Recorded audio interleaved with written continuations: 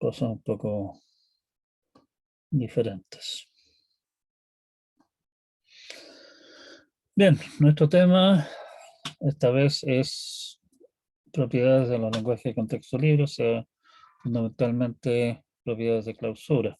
Un poco bastante paralelo con las propiedades de clausura que nosotros vimos para los lenguajes regulares, aunque hay algunas diferencias importantes.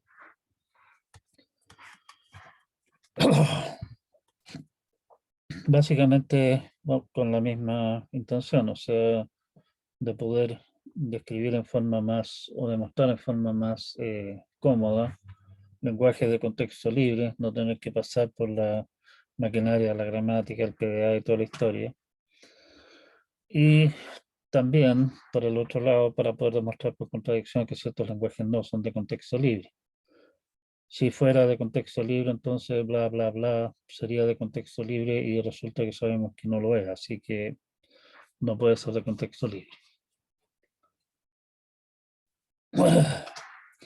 En el caso de los lenguajes regulares, lo que más nos interesaba en realidad era saber si la palabra pertenece o no pertenece. En el caso de los lenguajes de contexto libre, en las aplicaciones concretas, generalmente más interesa la estructura que la gramática impone y no tanto el pertenece o no pertenece, y por lo tanto las propiedades son en realidad un poquitito menos relevantes.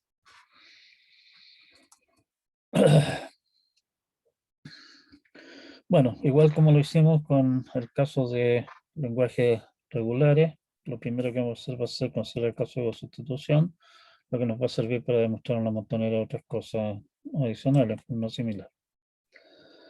En lo que viene a continuación, vamos a tomar como gramáticas de contexto libre, gramáticas que incluyen, ¿cómo se llama? Producciones con lados izquierdos, perdón, derechos, que son vacíos, epsilon. Porque eso nos simplifica muchas cosas. Sabemos que lo único que ganamos con eso es que nuestros lenguajes pueden incluir epsilon, cosa que un lenguaje de contexto libre, según la definición formal del amigo Chomsky, no pueden, ¿sí? La primera cosa, y esto es más o menos obvio, lenguajes de contexto libre son cerrados respecto a sustitución. La idea es básicamente la misma que usamos para los lenguajes regulares. Supongamos que los lenguajes nos los dan en la forma de gramáticas, y lo que hacemos entonces básicamente es sustituir el símbolo partida de cada una de las gramáticas por el símbolo correspondiente y obtenemos una gramática que nos da la sustitución correspondiente y se acabó. Operaciones regulares. Los lenguajes de contexto libre son cerrados respecto a las operaciones regulares, lo cual nuevamente es bastante obvio. Podemos expresar las operaciones regulares mediante gramáticas regulares, que son caso particular de gramática de contexto libre, y podemos aplicar entonces nuestro teorema anterior sobre sustitución y estamos al otro lado. Homomorfismo, lo mismo que antes. Homomorfismo es básicamente una sustitución de un símbolo por un lenguaje de una sola palabra, que siendo una sola palabra claramente es de contexto libre. Homomorfismo inverso, bueno, podemos aplicar básicamente la misma jugarreta que en su oportunidad aplicamos para mostrar que los lenguajes regulares son cerrados con respecto a homomorfismos inversos, que es construir un autómata y hacerlo trabajar no sobre el símbolo, sino que sobre el H del símbolo.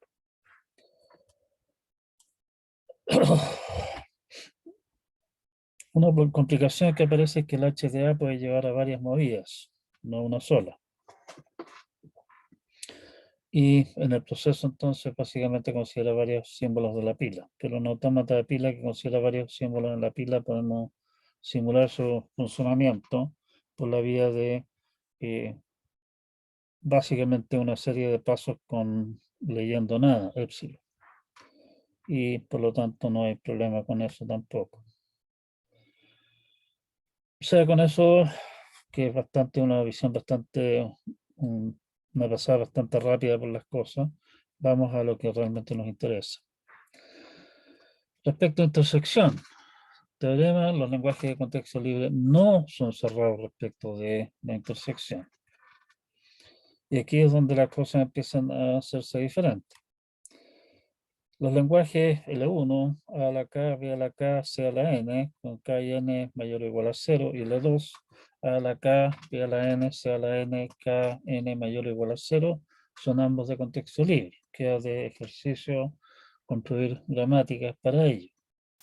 Sin embargo, el lenguaje L1 intersección L2, básicamente al intersectar lo que estoy haciendo es forzar que los... se me fue este cosíaco de acá.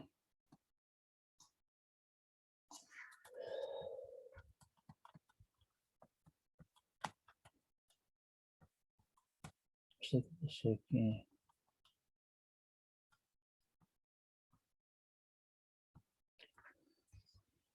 Básicamente lo que estoy forzando es que AK, BK y el K y el N sean iguales al intersectar estas dos cosas. O sea, termino con este lenguaje de acá. Y este lenguaje es nuestro niño símbolo de los lenguajes que no son de contexto libre. No son cerrados tampoco con respecto al complemento. El lenguaje ese que acabamos de obtener como resultado recién no es de contexto libre. Pero sí es de contexto libre el lenguaje L complemento, que en el fondo podemos escribirlo como el complemento de A asterisco, B asterisco, C asterisco. O sea, todas aquellas palabras que no son A seguidas por B seguidas por C. Eso es esto. Con lo cual, claramente no pertenece a eso y pertenece al complemento. Unión LAB, AC y LBC. La idea es que LAB son todas aquellas palabras formadas por A, B y C, tal que el número de A y de A y JK son mayor o igual a 0 y el número de A y de B son diferentes. El AC es que el número de A y de C son diferentes y el BC es que el número de B y de C son diferentes. ¿Sí? O sea, estamos diciendo el complemento de este lenguaje son todas aquellas palabras que no están formadas por A seguidas por B seguidas por C, o son A seguidas por B seguidas por C, pero el número de A es distinto al número de B, o el número de A es distinto al número de C, o el número de B es distinto de C. Eso es lo que estamos diciendo acá. ¿Sí?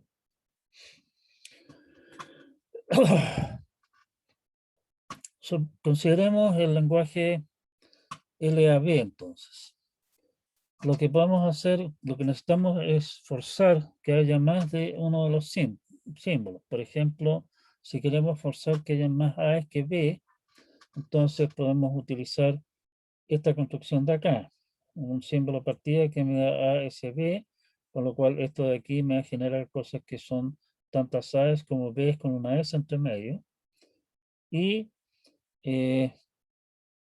la otra alternativa que hay para eso, o sea, básicamente estoy permitiendo insertar algo aquí entre medio, es AA y el A da AA o epsilon. O sea, básicamente el A genera 0 o más A's y con esta A que tenemos aquí estoy forzando que hay más de una A más que las que habían originalmente. O sea, esto aquí me genera palabras en las cuales hay formadas por A's y B's, pero en las cuales hay más A's. Puedo hacer la misma cosa para forzar de que hayan más B's que A's, obviamente con producciones adicionales. Y concatenando el resultado de esto con el lenguaje de 0 más C, obtenemos este lenguaje de acá. El lenguaje que tiene el número de A y de B son diferentes. Construcciones similares podemos usar para construir el LPC, es la misma cosa, solo que en vez de agregar el C asterisco al final, aquí estaríamos agregando A asterisco al principio. Y en el caso de AC, hacemos exactamente este mismo tipo de jugarreta, pero en vez de terminar con epsilon, aquí terminamos con, oiga, y si terminamos acá, inserte base, para rellenar entre medio, ¿sí? Por lo tanto, podemos construir este lenguaje de acá, es el complemento uno regular y por lo tanto regular, y de contexto libre. Este de aquí acabamos de esbozar cómo construir una gramática para él. La gramática para este es similar, la gramática para este es similar, por lo tanto aquí tengo la unión de 4 lenguajes de contexto libre que por nuestro teorema de que los lenguajes de contexto libre son cerrados con respecto a las operaciones regulares que incluyen la unión, el lenguaje L complemento es de contexto libre, ¿sí?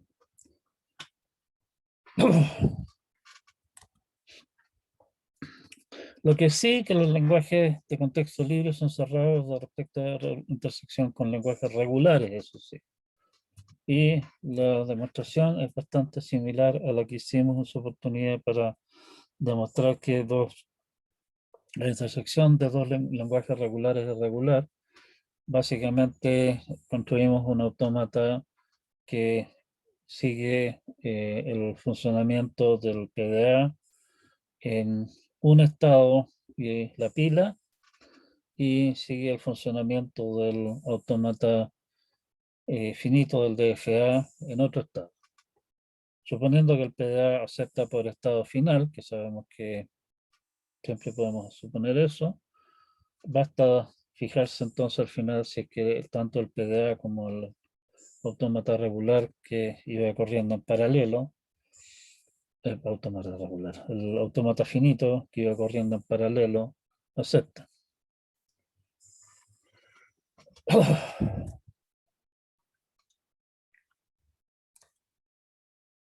Podemos obviamente extender exactamente la misma idea a toda clase de operaciones entre conjuntos, o sea, qué sé yo, la diferencia simétrica o qué sé yo, eh, la unión y qué sé yo, igual como lo hicimos en su oportunidad cuando jugamos con autómatas regulares.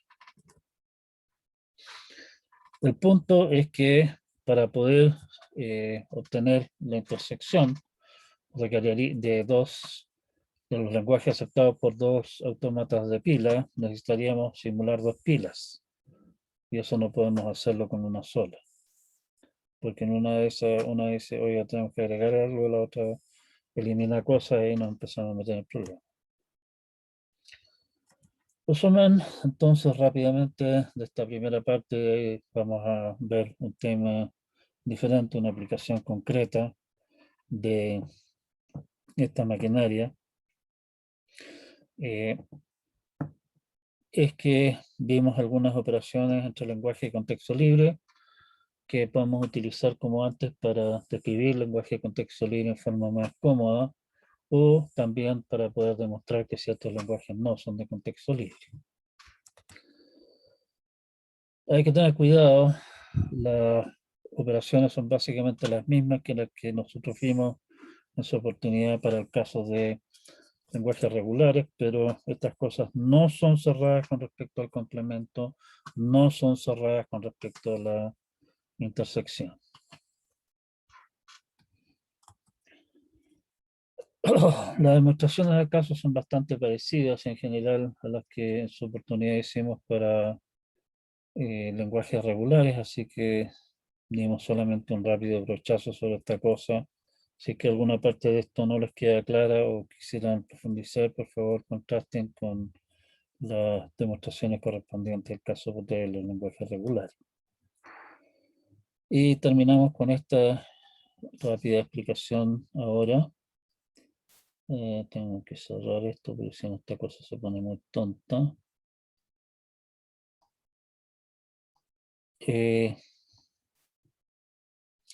No sé si hay consultas, dudas o algo sobre esta parte del tema.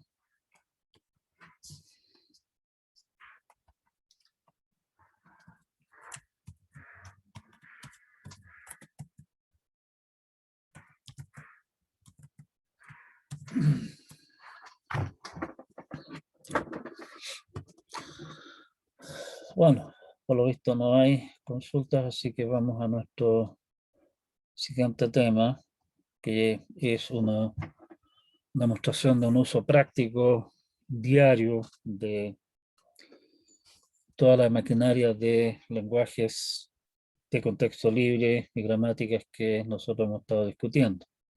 Vamos a discutir el tema de qué es lo que es Extended Markup Language, XML. Markup.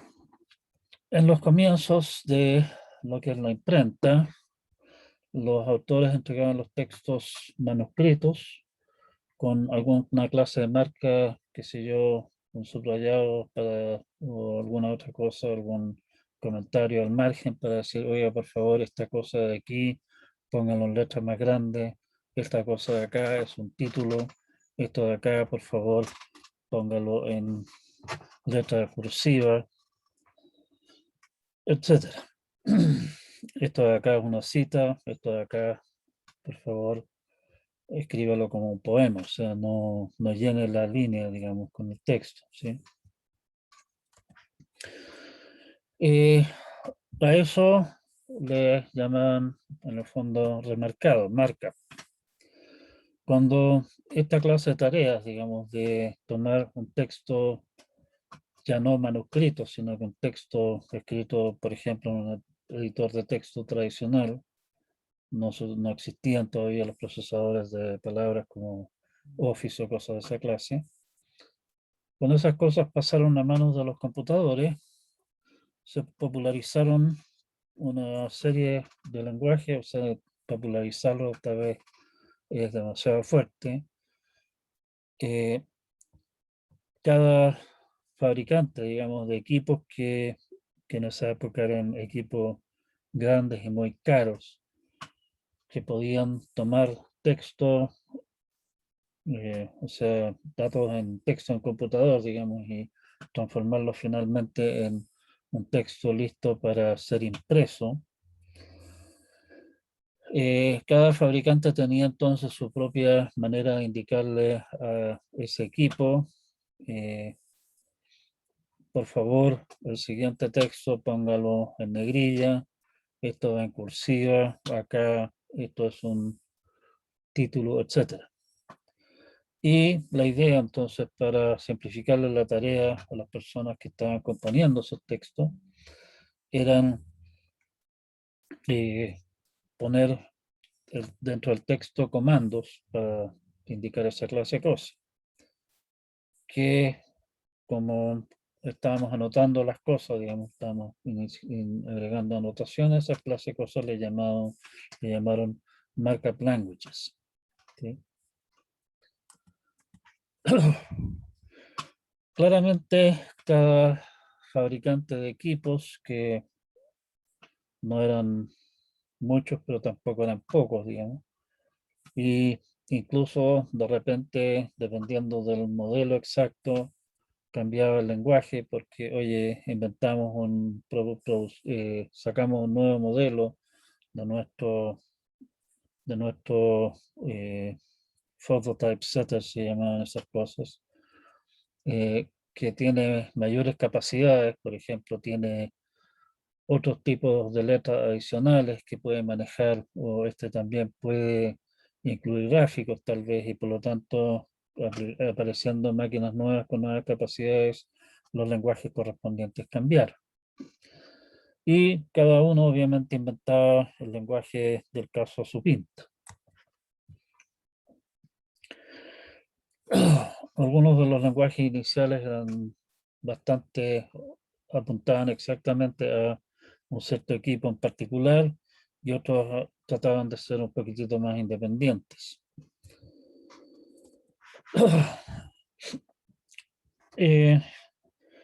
Un avance rápido, digamos, en la tecnología del caso, una variante reciente de este tipo de idea que probablemente ustedes conocen es Markdown.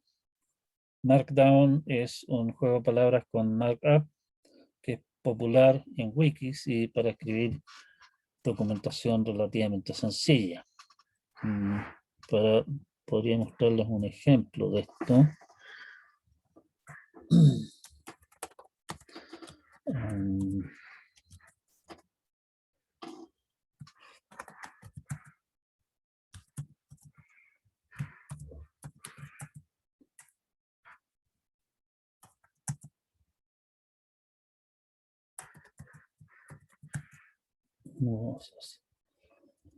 ¿Dónde había uno?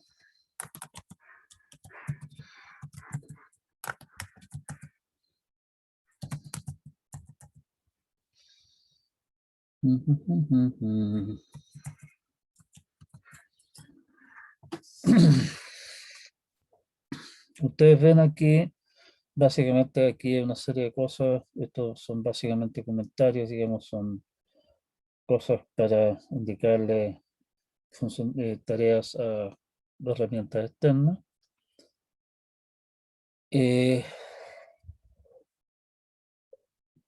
La idea de Markdown es que el texto resultante sea prácticamente texto normal, con algunas cosas que se puedan entender sin mayores problemas. O sea, por ejemplo, acá está marcando que este es un título por la vía de subrayarlo con signos igual.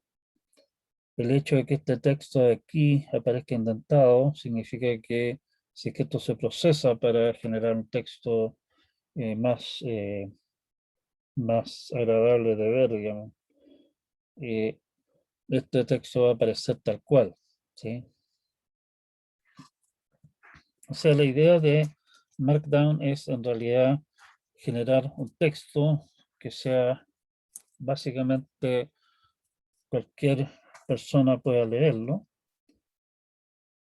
pero que se pueda procesar para generar un texto más atractivo. Por ejemplo, la idea de enfatizar escribiendo asterisco énfasis asterisco, marcar encabezado subrayando la línea con una línea de iguales o signos menos, etcétera. Algunas de esas cosas ustedes probablemente también las conocen como parte de las cosas que uno puede escribir cuando en WhatsApp. Muchas wikis usan Markdown. Si ustedes se meten en GitHub, GitHub tiene su propia variante de Markdown para escribir textos y eso los muestra directamente en forma atractiva en la cara web del asunto, ¿sí? Esa es una manera, una idea simple, digamos, que viene de aquí mismo. Nuevamente, lamentablemente, a pesar de que Markdown tiene una definición oficial, entre comillas, bastante clara y muy simple, el mismo hecho que sea muy simple deja fuera un montón de cosas, o sea, con el Markdown oficial, original oficial, digámoslo así, uno no puede escribir ecuaciones, por ejemplo. Es complicado armar cuadros, tablas. Así que aparecieron entonces una serie de extensiones y variantes. Probablemente la más popular es la variante de GitHub para agregar funcionalidades que no existían originalmente. El CGML es un lenguaje que la ISO definió un lenguaje generalizado de notaciones, un Simple General Standard Generalized Markup Language, SGML, que en el fondo también a su vez está basado en un lenguaje llamado SML de IBM. Toma muchas ideas de ahí, pero en realidad no es una versión de eso, ni nada que se parezca. La idea de donde partió la ISO son dos puntos importantísimos. Y se supone que ese GML es declarativo. Las anotaciones deben describir la estructura del documento y posiblemente otros atributos. De ninguna manera deben indicar qué es lo que hay que hacer con el documento, sino que tienen que decir qué es lo que significan las cosas. La idea de esto es que en la medida que solamente digamos, mire, esto de acá es un título, digamos, el comienzo de una sección o algo por el estilo, le estoy dando mucha libertad a quien procese ese documento para mostrar ese título de distintas maneras, de procesarlo como estime conveniente. Y por lo tanto, no tiene menor probabilidad de entrar en conflicto con posibles extensiones de la tecnología, posibles extensiones futuras de la tecnología. No le estoy diciendo, mire, muestre la página web de tal o cual forma. No, no supone que el asunto va a ir a dar una página web, ni que va a ir a dar una página impresa, ni nada que se le parezca, ¿sí? O sea, da mayor libertad para usos futuros y nuevas tecnologías que puedan aparecer o nuevas maneras de hacer las cosas, como por ejemplo, tradicionalmente todo lo que había era escribir en pergamino con tinta, digamos, después aparecieron lápices y papel, después apareció la idea de usar, por ejemplo, máquinas de escribir o de imprimir cosas, etcétera, ¿sí? Y finalmente hoy día estamos todos acostumbrados a compartir documentos a través de páginas web, incluso con eh, animaciones y otras cosas así, que en la tecnología tradicional de lo que es la imprenta, de donde nació toda esta cosa, simplemente no existía. La otra cosa es que la definición debe ser rigurosa, porque si es que las cosas están definidas en forma clara y precisa, no hay ambigüedades y podemos utilizar entonces técnicas que nos permiten trabajar con elementos rigurosamente definidos. Y eso nos permite entonces decir, esto yo sé que es tal cosa, porque ahí dice que es tal cosa, no que tenga que tratar de adivinar si eso no es. Y por lo tanto, yo puedo, por ejemplo, tomar el documento, extraer información de allí y usar esa información para otra clase de usos para los cuales el documento no está pensado originalmente. Precisamente la idea de SGML era permitir procesar, o sea, generar documentos que pudieran dárseles múltiples usos, y por eso la parte de que fuera declarativa la cosa también, y en particular también el que fuera declarativo riguroso tiene como fin que podamos utilizar esta tecnología, esta manera de escribir documentos, para documentos que van a tener una muy larga vida. Ustedes probablemente no conocen la frustración que significa encontrarse con algún documento que tiene, qué sé yo, tan solo 10 años, que fue escrito en alguna versión antigua de algún procesador de texto fabricado por alguna empresa que tal vez ya desapareció, o que la versión actual de ese procesador de texto, si es que esa empresa todavía existe, simplemente procesa mal ese documento, ¿sí? Y ahí estamos hablando de un periodo relativamente corto. Así que ustedes se ponen a considerar la historia, por ejemplo, de alguna empresa de larga vida. Hay empresas que llevan funcionando 100 años o más. Nuestro mismo país lleva como país independiente más de 200 años ya. Y obviamente lo que nosotros nos gustaría sería que lo que se haya generado en los últimos 30 años, la historia de SGML en el fondo, todavía sea posible procesarlo sin tener que estar dándose un montón de vueltas extrañas para poder interpretar los datos y que esos mismos datos puedan ser procesados en 30 años más, junto con los datos que estamos generando hoy. A eso es a lo que apunta SGML.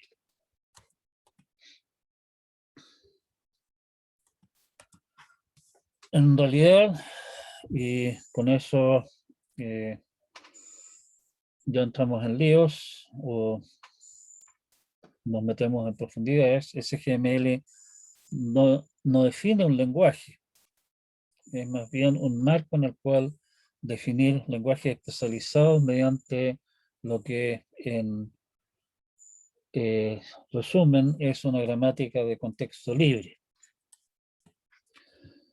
SGML en ese sentido es más bien pueden considerarlo como una fábrica para generar lenguajes especializados definidos utilizando SGML, incluyen HTML, el lenguaje en el que está escrito web,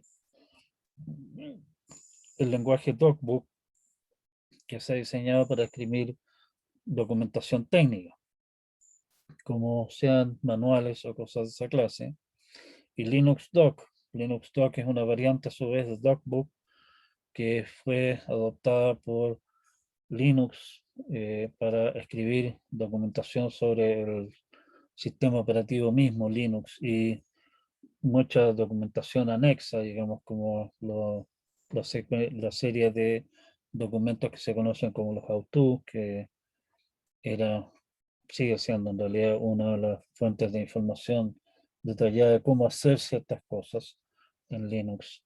Están escritas en DocBook en general. XML. En el año 98, la W3C adoptó SGML como base de su propio lenguaje de anotaciones que llamaron Extensible Markup Language, XML. La idea de XML es ir tal vez un paso más allá de SGML y de servir como un lenguaje para describir datos más que documentos en forma general y flexible. Nuevamente, los objetivos de diseño de XML, que es variante muy cercano de lo que es SGML, fueron simplicidad, que fuera general y que como W3C tiene más que nada que ver con web, que fuera usable en todo lo que es Internet. El diseño en el fondo se centra en documentos de texto, pero se puede usar y está diseñado para ser usado en realidad para describir la estructura de datos bastante arbitraria. ¿Sí? Los formatos de documento estándar de ISO, o sea, los formatos OASIS que se llaman, son archivos XML comprimidos. Los formatos de documentos de ISO son en realidad el formato de documento que usa OpenOffice o LibreOffice. ¿Sí? Son archivos XML. XML es un formato que es texto y por lo tanto relativamente voluminoso.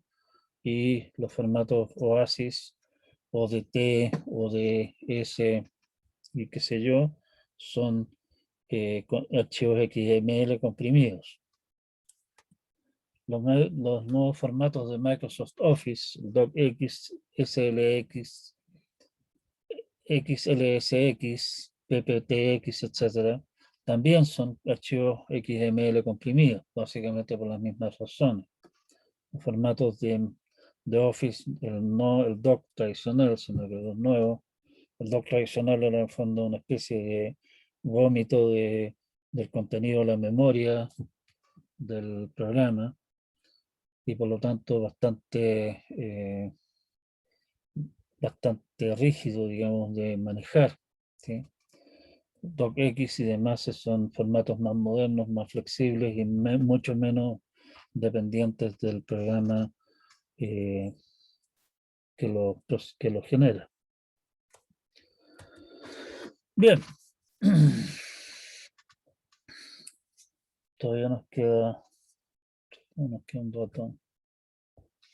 La estructura básica de un archivo XML es una serie de estructuras de la forma menor que un nombre, un tag, mayor que un montón de cháchara y menor que slash tag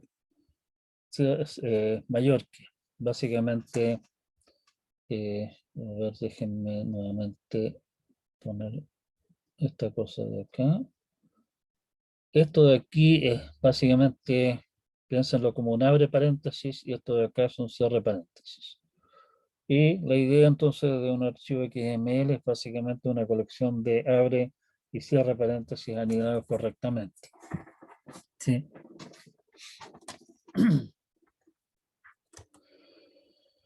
Un archivo que cumple con este formato general, o sea que los abre y cierre paréntesis, como decía mi profesor de matemáticas en educación media, todo lo que se abre se cierra, que cumpla con eso, y que todo lo que se abre se cierra, digamos, en forma correctamente anidada, se le llama un archivo bien formado, well formed, le dicen en inglés. Como ustedes ven, es una estructura bastante poco exigente, no dice nada acerca de qué cosa puede ir dónde, digamos, o qué pueda significar esta clase de cosas. Hay 5 caracteres dentro de lo que es XML que tienen significado especial, que se tienen que expresar en forma especial para evitar su significado especial en el fondo exactamente. Tenemos la comilla, el apóstrofe, el menor que, el mayor que y el mismo ampersand, que todos ellos se pueden expresar, digamos, en texto de esta manera de acá para evitar que tomen significados raros. Para básicamente decir tiene que ser la estructura del documento, o sea, básicamente para darle una gramática exactamente, se da lo que se conoce como un DTD, Document Type Definition. ¿Sí? Un DTD no es más que una gramática con texto libre, expresada en un formato un poco inusual, que vamos a discutir a continuación rápidamente. Bueno, si un documento XML es válido, está bien formado, o sea, los abre y cierra paréntesis están correctamente anidados y toda la historia, y además esos paréntesis cumplen con la gramática dada por el DTD, se le dice que el documento es válido. Para un ejemplo de cómo funcionan estas cosas en concreto, supongamos que tenemos una nota escrita en XML. Tenemos acá esto de acá, esta línea de aquí, básicamente esto de acá indica que esto es un comentario, básicamente, o en realidad en este caso no es un comentario, sino que es una indicación de qué diablos estamos hablando. Me está diciendo que estoy usando la versión 1.0 de XML, que es la versión que existe hoy día. Aquí tenemos espacio para agregar nuevas funcionalidades, pero hasta el momento no ha sido necesario. Y le estoy diciendo que este texto está escrito en UTF-8. Nuevamente aquí tenemos espacio acá para poder escribir esta clase de documentos en en otras cosas. Aquí estamos usando UTF-8, que es lo que se usa hoy día, pero, por ejemplo, hace no tanto tiempo atrás era común, o sea, sigue siendo común probablemente, que los japoneses utilicen su propia codificación de caracteres, porque obviamente la codificación de caracteres del inglés, la codificación ASCII tradicional, simplemente no les sirve, ¿sí? Estoy diciendo que el tipo del documento es tipo nota y que System estoy diciendo, oiga, la descripción del formato de este documento está dada en este mismo sistema mediante un archivo llamado node.ttd. Y aquí vemos que esto está bien formado, parte con node y termina con /node. Esta nota claramente tiene una parte que le llama to, a quién va dirigido esto, va dirigido a todo, un from, de quién viene, de parte de Yani, encabezado, el encabezado, el texto contenido, el valor del encabezado recordatorio, digamos, y el cuerpo es esto de acá, ¿sí? Y tenemos un contenido del texto que es este. Como ustedes se fijan, en realidad, pues, bueno, más bien, pueden darse cuenta de que el formato acá es bastante libre, o sea, puedo usar líneas, nuevas líneas, espacios, inventar cosas de manera de hacer que las cosas sean más atractivas desde el punto de vista de una persona que quiera leerlo. Si que yo simplemente eliminara todos los espacios que están entre medio de estas cosas de acá, eliminar otras cosas, la línea que se yo escribiera todo esto como una sola línea de corrido, o cortara todo el cuento, siempre y cuando no sea entre medio de estas cosas de acá, da exactamente lo mismo. El DTD, en este caso, y aquí es donde entran las gramáticas de contexto libre en este cuento. Aquí estoy definiendo que este es el tipo de documento nota, corchete, hasta cierto cierre corchete, básicamente es la gramática correspondiente. Esto de aquí, esta construcción element, básicamente lo que da es una producción de la gramática. Se está diciendo una nota, un note, es este paréntesis de acá, representa el lado derecho de la producción. Básicamente está diciendo note es to, seguido por from, seguido por heading, seguido por body. El elemento to, o sea, esto de acá, este lado derecho de la producción es gato PC data. Gato PC data es una construcción especial de XML que básicamente dice, aquí usted puede poner lo que se le venga en gana, siempre y cuando haya los abre y cierre paréntesis, o sea, los packs anidados, digamos, estén correctamente hechos, o sea, que el asunto esté bien formado. Yo estoy diciendo que tú contiene cualquier cosa, que from contiene nuevamente cualquier cosa, heading contiene cualquier cosa y body contiene cualquier cosa. Si ustedes se fijan, nuestro documento previo cumple con eso. O sea, tengo un note que tiene un to, un from, un heading y un body. O sea, cumple con ese formato y por lo tanto nuestra nota que habíamos dado originalmente es una nota válida. La primera línea básicamente da el punto de partida, el símbolo de partida de nuestra gramática, note. ¿Sí? Una de las gracias que tiene esta cosa en el fondo es que yo puedo tener una colección de producciones y de esa colección de producciones decir, mire, yo quiero un documento, pero parta con este símbolo de partida, no símbolo de partida No, puedo, digamos, básicamente meter varias gramáticas en una sola cosa, porque probablemente si es que estoy hablando de áreas, de algún área de interés, puede ser interesante hablar solamente de un pedazo del asunto, no del todo completo. Una manera alternativa de escribir el cuento es incrustar el DTD en el mismo documento, con lo cual ese DTD en el fondo es aplicable a este documento y no necesariamente a ningún otro, que toma esta forma de acá. Es la misma cosa, pero con el DTD escrito al principio. Los derechos especiales incluyen empty, que básicamente es decir, oiga, aquí nada. Y también podemos poner any, o sea, cualquier cosa.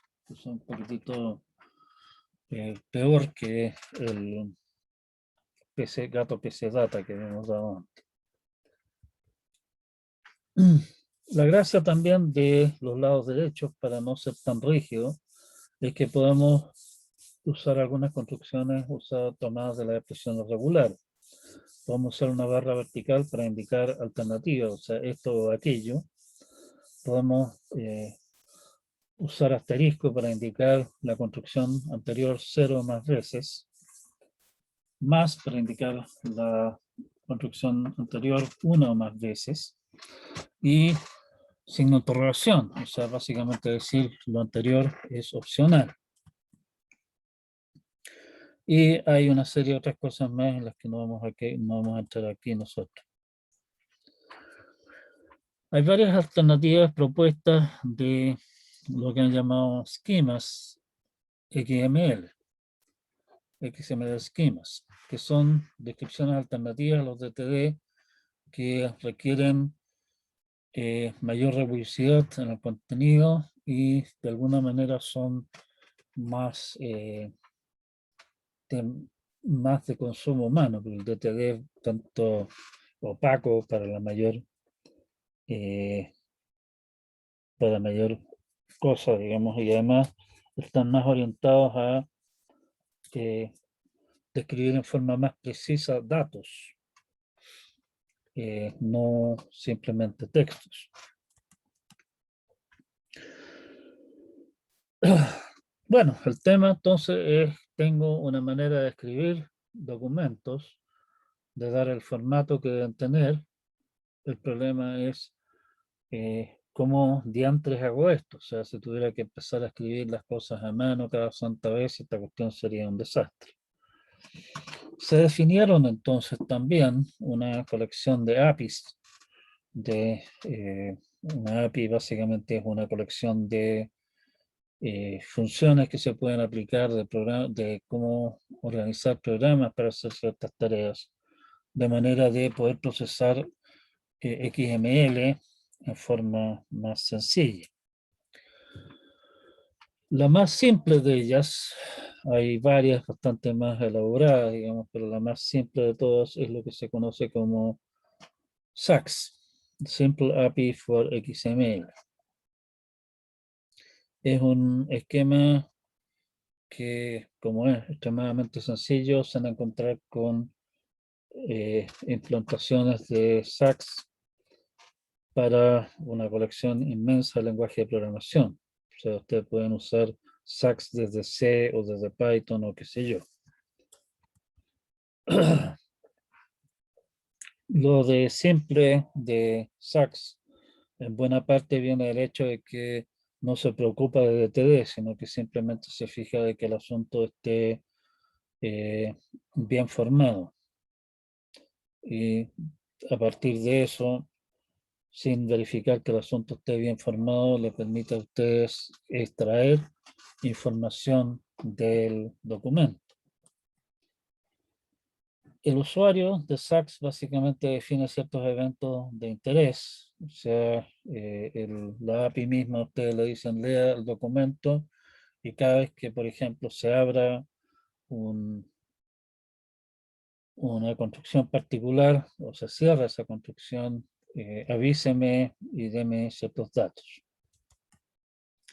Es bastante simple, por eso lo de simple también. Es rápido, consume poca memoria, porque básicamente lo único que hace es ir viendo que se abren y se cierran cosas, nada más que eso. Claro que es bastante engorroso, así que lo que a mí me interesa no es simplemente fijarme en cosas tales como yo quiero de esta colección de notas, suponiendo nuestra descripción original de una nota, quiero extraer todos los from o todos los to. Yo quiero hacer alguna clase de procesamiento más, ¿cómo se llama? Más complejo del asunto. eh, es bastante engorroso de usar, pero para aplicaciones simples funciona re bien. Otra manera de ver esta cosa es lo que se conoce como DOM, Document Object Model, que representa el documento como un árbol de derivación en memoria. Y ese árbol de derivación entonces podemos pasearnos sobre él a nuestro regalado gusto.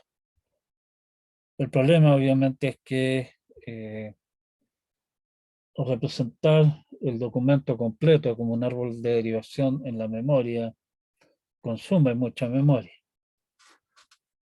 y eso lo hace en general bastante lento.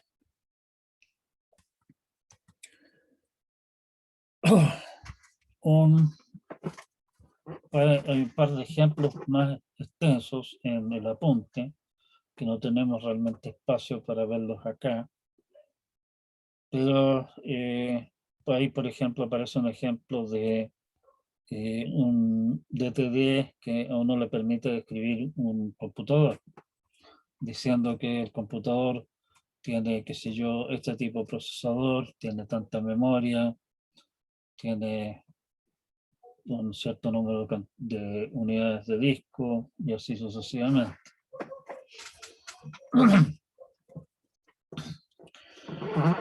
Y aparece también en el apunte un par de ejemplos de un programas usando ese SAX para leer y mostrar una pequeña base de datos de películas descritas en XML y un programita que también genera un documento en XML usando SAX. Ya, pero cerrando nuestra explicación rápida de esto acá, es bastante común escuchar de que XML refleja la semántica del documento. Y lo venden como eso. En realidad, el qué significa el documento, lo que realmente es la semántica, no lo puede dar el XML. Lo único que da XML es una cierta estructura sintáctica. ¿Qué significado eh, le asociamos nosotros a esa estructura sintáctica? Oye, esto de acá es la descripción de la CPU de nuestro computador. Es una explicación externa, así que hay que tener un poquitito de cuidado con eso. Pero la gracia de XML en general es que es un lenguaje en el cual se pueden describir cosas de forma muy, muy flexible. Eh, y no podemos ponernos de acuerdo, digamos, en, oye, vamos a usar este DTD para intercambiar, qué sé yo, no sé, pues, o sea, uno de los usos importantes de XML hoy día es lo que llaman en todo lo que es B2B, business to business, o sea, relaciones electrónicas entre empresas, qué sé yo, empresa de, no sé, lo que sea, ¿sí?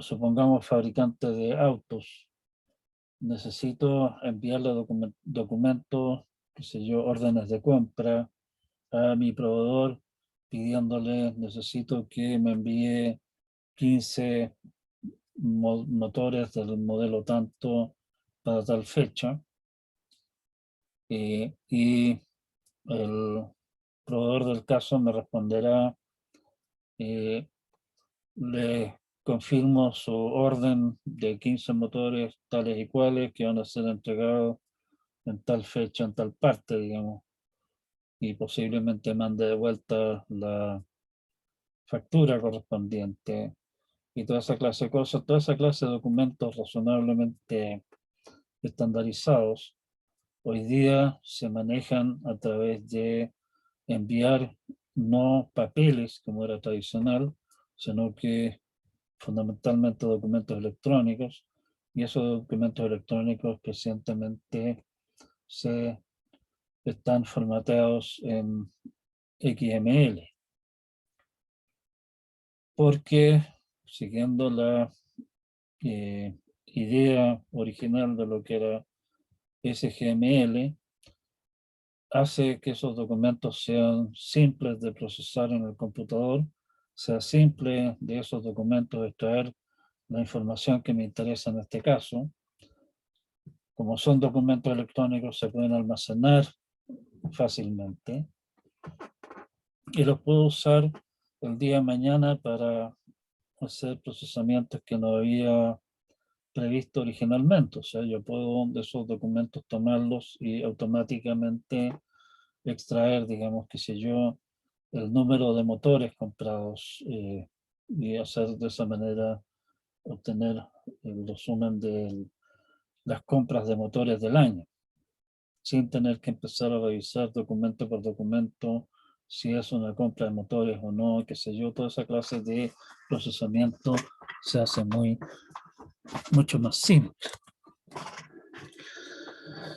Dimos una rápida mirada a qué es lo que es markup en general, de dónde viene toda esta historia. Nos dimos una vuelta por Markdown también, que es una variante popular de esta misma idea. Ustedes conocen también LaTeX, ¿cierto? Y el LaTeX es precisamente un lenguaje de markup, bastante elaborado. Si ustedes se fijan en LaTeX, ustedes le dicen, por aquí comience una nueva sección, este es el nombre de este capítulo, acá ponga una ecuación, y no le dicen exactamente cómo tiene que hacerlo, ni en qué parte de la página aparecen esas cosas. ¿Sí? O sea, es un lenguaje bastante independiente y para eso fue diseñado de la tecnología utilizada finalmente para desplegar el contenido. ¿Sí? Dimos un rápido vistazo a XML, que hoy por hoy es una de las técnicas más populares para definir formatos de datos, y en particular la gran gracia que tiene XML es que el formato de datos que estamos definiendo con esto no es rígido, o sea, es bastante sencillo tomar el DTD y decir, oiga, pero además vamos a agregar esta otra alternativa acá, con lo cual los documentos formados con el DTD original siguen siendo válidos en la nueva, bajo el nuevo DTD, pero estamos agregando funcionalidad nueva que antes no existía. ¿Sí? Y eso es extremadamente útil para poder, por ejemplo, no sé, pues ya estamos hablando de que nosotros éramos fabricantes de automóviles, pero decidimos que en realidad como fabricantes de automóviles también podríamos entrar a, qué sé yo, fabricar, no sé, equipos, digamos, industriales, o sea, qué sé yo, grúa, horquilla y montacarga, y cómo se llama, cargadores frontales, esa clase de cosas que obviamente van a tener otros tipos de componentes. Bueno, podemos agregar a nuestro sistema de base de datos, digamos, esa clase de cosas, a nuestros DTD, y seguimos funcionando perfectamente bien con lo que teníamos antes y agregamos nuestra nueva área de negocio sin mayores problemas. En XML hablamos de documentos bien formados y documentos válidos. Bien formado, todo lo que se abre se cierra y no mucho más. Y válido es todo lo que se abre se cierra y además cumple con algún DTD. Y vimos dos APIs importantes para trabajar con XML, que son SAX y DOM. ¿Sí? No se olviden de esta clase de cosas, digamos, mucho de lo que hagan ustedes en sus pegas futuras van a estar jugando con, ¿cómo se llama?, con base de datos, con ese QL y cosas así, pero también van a estar lidiando con toda una enorme variedad de documentos en XML. Y aquí hay una aplicación concreta de la tecnología de gramática de contexto libre, que es bastante ampliamente usada.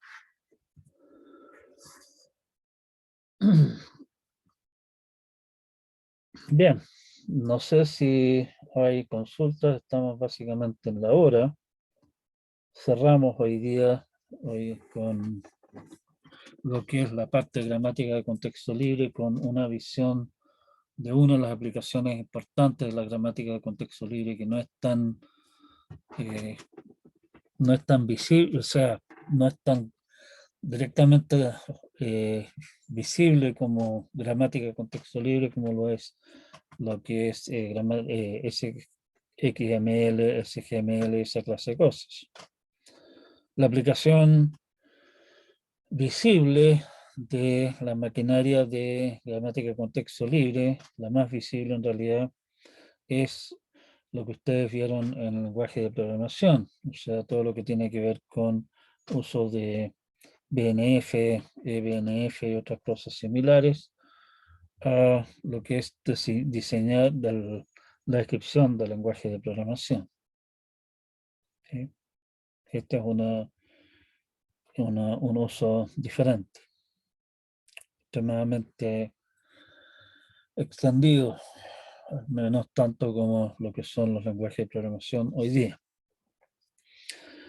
Bien, les recuerdo entonces, para cerrar, si es que no hay algún comentario sobre este tema, que con esto cerramos nuestra primera parte del curso, justo antes del certamen en realidad. Vamos a comenzar la próxima semana a hablar de temas bien diferentes, así que es bastante más pesado desde el punto de vista conceptual. Así que prepárense. Este fin de semana tenemos nuestra prueba que comienza el día viernes a mediodía. Si alguien tiene alguna clase de problema con la prueba, por favor hágalo saber lo antes posible a través del aula, de manera de poder tomar las provisiones del caso. Lo mismo, si es que alguien tiene alguna clase de problema durante el funcionamiento de la prueba, por favor avíselo antes que pueda a través de los mecanismos de comunicación tradicionales del ramo. ¿Sí? Si es que hay problemas, digamos, veremos de acomodarlos de alguna forma, pero para eso necesitamos estar al tanto del tema lo antes que se pueda. Como acordamos a principio del semestre, nuestra próxima clase, la clase del día jueves, va a estar dedicada únicamente a responder dudas, consultas y acordaciones sobre la materia de la prueba, que va hasta lo que vimos la clase pasada. En el fondo, la idea es de alguna manera cerrar el tema con saliéndonos un poco del marco normal, o sea, el marco formal que estábamos discutiendo. Por favor, si que alguno de ustedes trae dudas o consultas, tráigalas en algún formato que sea fácil de compartir pantalla, de manera que tal vez podamos rayar sobre el documento compartido de forma de poder trabajar en conjunto. No estamos bastante limitados, digamos, en términos de cómo podemos interactuar mediante estas técnicas online. Bueno, si es que no hay más comentarios, por hoy día quedamos hasta acá.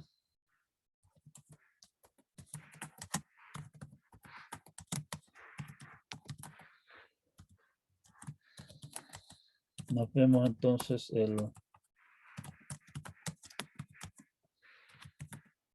Muchas gracias, profe, por la clase. Chao, que les Estamos vaya viendo. muy bien. Chao, profe, que Cuídense. le vaya Buena muy bien. semana. Chau, chau. Ah, profe, una pequeña cuestión. Dígame.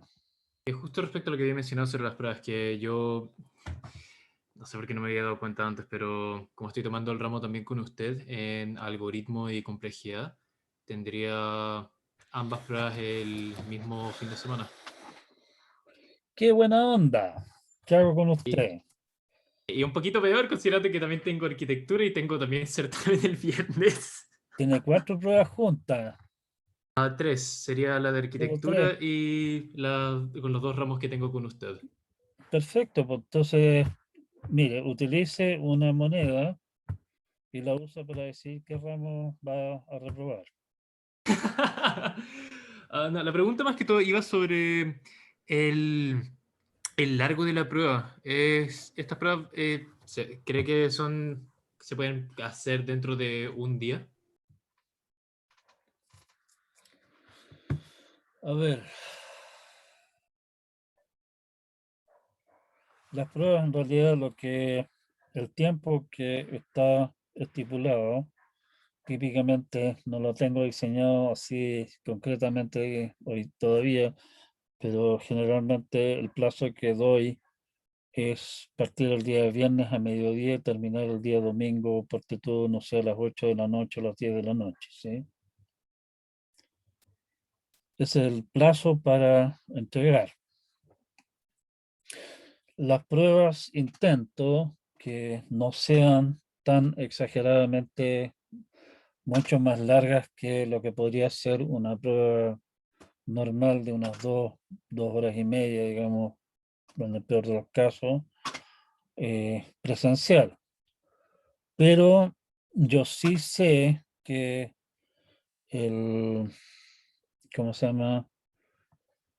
El hecho de estar funcionando con este mecanismo medio extraño, digamos, el hecho de tener que tomar lo que ustedes hayan borroneado en un par de hojas y transformarlo en un documento que se pueda entregar electrónicamente y que a su vez el profesor del caso pueda procesar en forma razonablemente eficiente sin tener que recurrir a aquí realmente voy a tener que preguntarle a la víctima qué diantres es lo que quería decir con estos borrones raros acá. Por eso mismo el plazo es bastante más largo, por eso y por el hecho de que probablemente ustedes tienen otras actividades que también interfieren. ¿Sí? O sea, pienso, aunque no es la idea, no es el diseño que hay detrás del asunto, que es perfectamente posible terminar la prueba misma, eh, no sé, en la tarde del mismo viernes o alguna cosa así. O sea, deberías tener tiempo, aunque no es precisamente ideal. No, sí, no es ideal, pero por lo menos su respuesta me calmó un poquitito el nervio que tenía. Muchas gracias, profe. Eh, bueno, avísame si es que tienes alguna clase de problemas y vemos si es que es necesario darte plazo extra a ti puntualmente por el hecho de tener colisión de certámenes. ¿Ya? Ojalá que no sea necesario, pero ¿por qué no habla antes, por favor? Ya, Porque no de me puro di pajarón, cuenta que eran los mismos horarios de prueba. de, Error mu- mío. de puro pajarón, ya. Yo también soy pajarón, así que se lo perdono, porque me perdono a mí Bueno, mismo. profe, que le vaya súper bien. Cuídese mucho, chao, chao.